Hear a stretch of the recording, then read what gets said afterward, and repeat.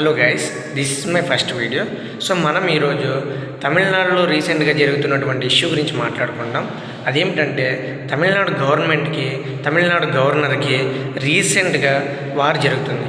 So Tamil Nadu governor గత 10 నెలలుగా 10 బిల్స్ని పెండింగ్లో పెట్టుకుని కూర్చున్నారు. సో ఇలా పెట్టుకోవచ్చా అని చెప్పేసి తమిళనాడు గవర్నమెంట్ సుప్రీంకోర్టులో పిటిషన్ వేశారు. సో సుప్రీంకోర్టు తమిళనాడు గవర్నర్పై తీవ్ర ఆగ్రహం వ్యక్తం చేసింది. సో ఏం చేస్తున్నారు మీరు, కౌన్సిల్స్ అసెంబ్లీ మీకు రెస్పెక్ట్ లేదా అని చెప్పేసి తమిళనాడు గవర్నర్పై తీవ్ర ఆగ్రహం వ్యక్తం చేసింది.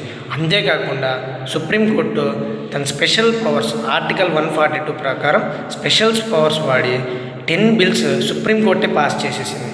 ఇది మన ఇండియాలో ఫస్ట్ టైం గవర్నర్ ఆమోదం లేకుండా 10 బిల్స్ని పాస్ చేయడం అంటే మామూలు విషయం కాదు. ఇది జరగడం ఇండియాలోనే ఫస్ట్ టైం. ఏదైనా బిల్స్ గవర్నర్ ఆమోదం పొందాకే చట్టంగా మారుతాయి. కాకపోతే ఫస్ట్ టైం గవర్నర్ ఆమోదం లేకుండా 10 బిల్స్ చట్టంగా రాబోతున్నాయి తమిళనాడులో. Thank you for watching. So ఇలా ప్రతి చట్టాలు లేదా బిల్లుల గురించి డిస్కస్ చేయడానికి మన ఛానల్ ఉంది. Don't forget subscribe.